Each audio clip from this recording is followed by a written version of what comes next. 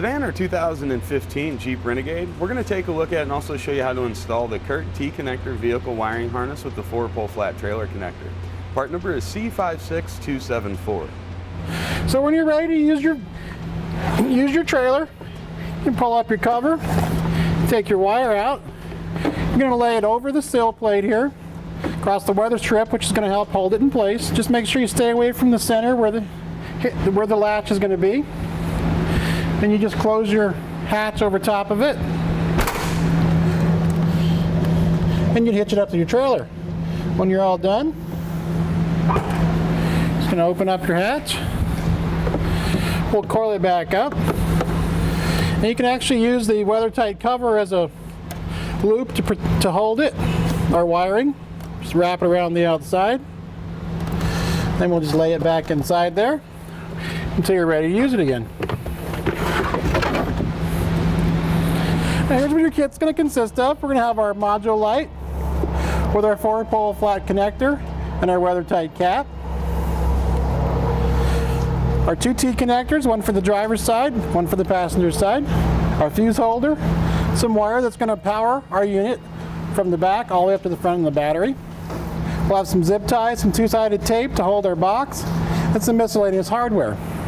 Now the reason you want this module light, it's going to be a separately powered system that's not going to allow any backfeeding or shorts from your trailer to affect your vehicle's wiring harness, therefore causing an expensive problem down the road. Simple plug and play operation. The only wire you're going to have to run is going to be the 12-volt powering from the box up to the front of the car and attach it to the battery with the fuse holder. Now let's go ahead and show you how to install it. We're going to come over to the rear of the vehicle. We're going to remove this cargo floor and also the lower one that would normally cover a spare tire if your vehicle happens to have one. This one does not. Then we're going to remove both of these access panels to gain access to the back of our tail light. So we're going to use a panel tool, or you can use a flat bladed screwdriver. You're just going to pop it out. We'll set it aside. Now you'll see we have access to the back of our tail light. On the bottom side of our plug is a little tab you can push up on. So we're going to squeeze up on that tab, then we'll pull back, and then I'll release our light. We're going to do that for both sides. Now on the driver's side, we're going to go ahead and remove the tail light so we can get some access to drop our 12-volt wire that's going to run to our battery. So we're going to take this little thumb screw here, this plastic one, and we'll just loosen it up.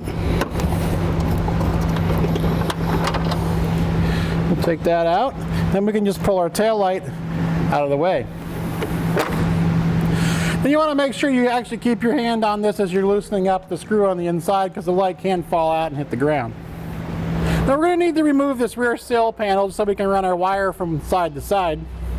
So we're going to start by popping these covers up. Do that on both sides. Then we're going to take a T40 Torx socket and we'll remove our hold downs. Set these aside. Then we're going to use a T25.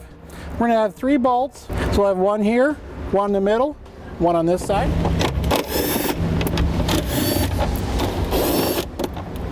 Then we'll just grab this and pull up on it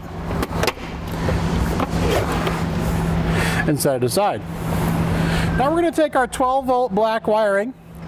We're going to feed it through from the outside of the vehicle. And we're going to come to the inside here. Then we can attach it to our module box. We'll take our wire, we can strip back about 1/4 inch. We'll take one of our yellow supplied butt connectors. We're going to slip it onto the wire, crimp it down nice and tight. We're going to take the black wire out of our module box, and we're going to put it in the other half for a butt connector.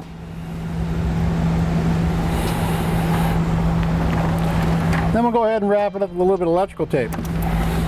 We're going to feed this back a little bit.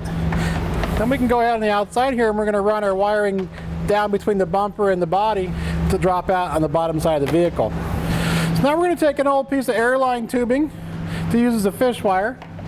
We're going to go down in between the body here and get it to drop out on the bottom side. Then we can pull our wiring down to the bottom of the vehicle. Then we can just reach up behind our bumper and we'll pull down our Airline tubing. Now we're going to attach our wire going to feed it inside of our airline tubing a little bit, and then we'll take some tape. We can just go ahead and fish it down.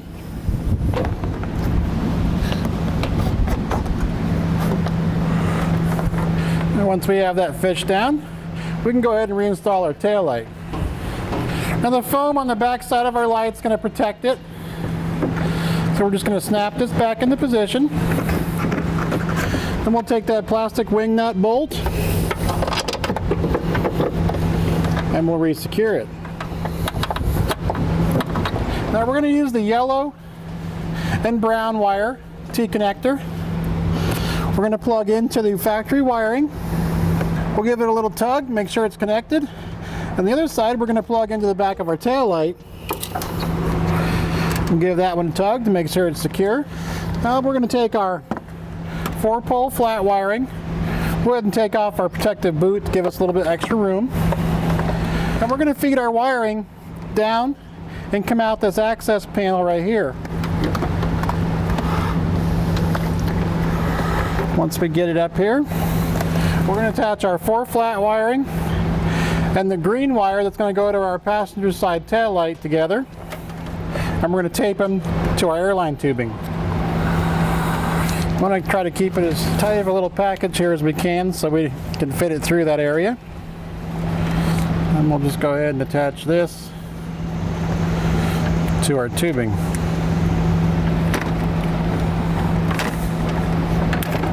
We're just going to feed it back down. And the last thing we're going to do is we're going to take this box. So we'll peel off our 2-sided tape. We're going to apply it to the back side of our module box. And right below our fuse box is going to be a good place to put it. And we'll just kind of feed it down in there. We'll press it firmly. The last thing we'll have is we're going to attach this ground cable with a supplied self-tapping screw. We're going to go ahead and shoot it right into the bodywork here. Now we can reinstall our cover for this side. We're going to move down here to the bottom. Now our 4-pole flat wiring is going to actually stay in this area when we're done with it, when it's not in use. So we'll separate these out. And we're going to leave the 4-pole flat wiring come out the bottom here, and it'll lay inside that tray. Then our green wire is going to come across. We'll tape it to the inside here just to hold it up out of the way. We'll go back through the access panel on this side and feed it up to the back of our light.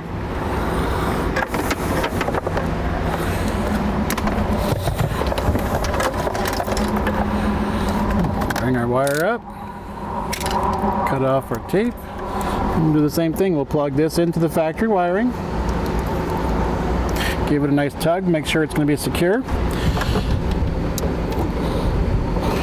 Take a little bit of electrical tape just to keep this up out of the way until we get our sill plate back on.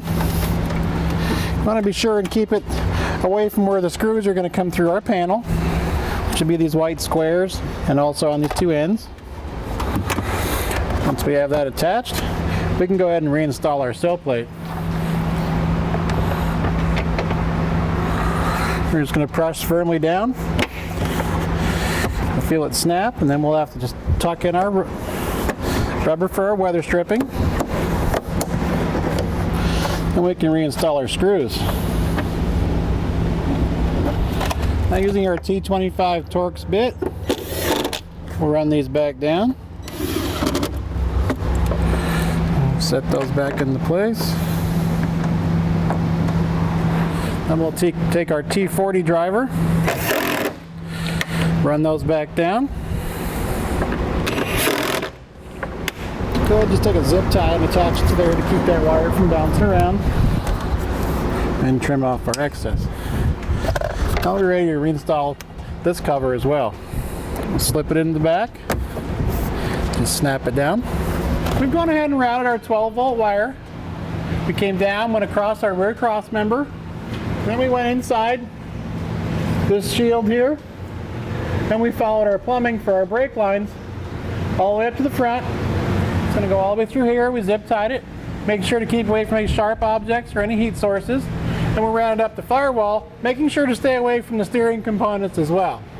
And we come out next to the battery.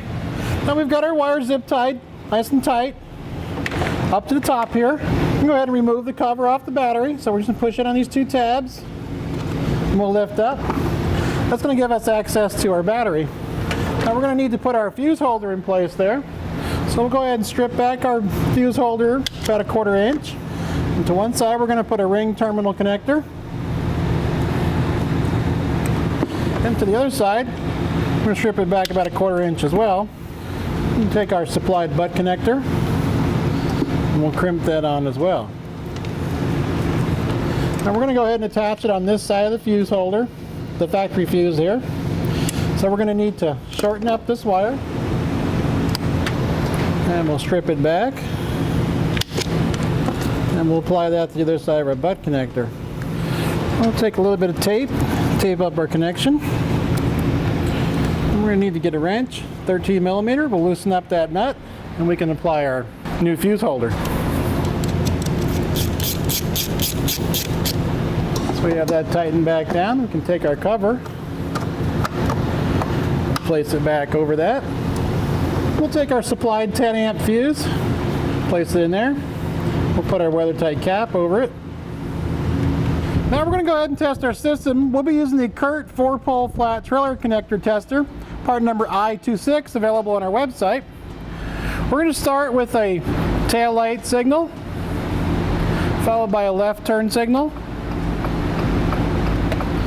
then a right turn signal, and last we'll hit the brake and you'll see 2 red lights come on with that. Perfect, now we're ready to hit the road. With everything working properly, that completes the installation of the Curt T-connector vehicle wiring harness with the 4-pole flat trailer connector. Part number is C56274 on our 2015 Jeep Renegade. Click the link below to shop, learn more, or visit us at etrailer.com.